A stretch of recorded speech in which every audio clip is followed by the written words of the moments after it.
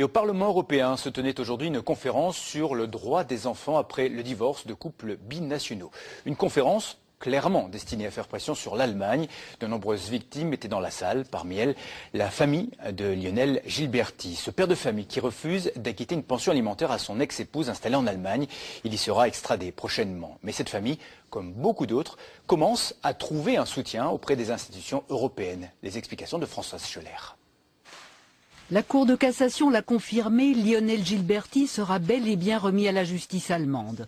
À l'affût du moindre soutien susceptible d'éviter cette extradition, sa famille est venue à la conférence organisée cet après-midi au Parlement européen, espérant trouver quelques réponses à leurs questions. Pourquoi Lionel ne peut pas voir ses enfants, puis qu'il est obligé d'aller en Allemagne pour purger une peine, pour être emprisonné.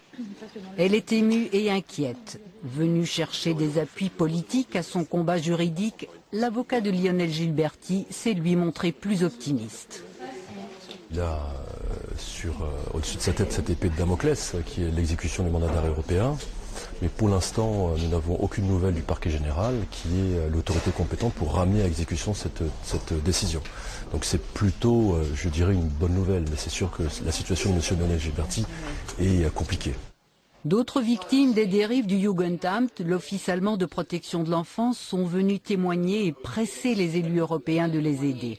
Le message a été entendu. Faire le forcing auprès de l'État allemand pour qu'ils trouvent un système ou une organisation différente ou des moyens qui permettent aux gens de faire des recours face à des décisions qui sont iniques vraiment. Dans la salle, pas de députés allemands, mais très attentifs, leurs assistants prenaient fébrilement des notes.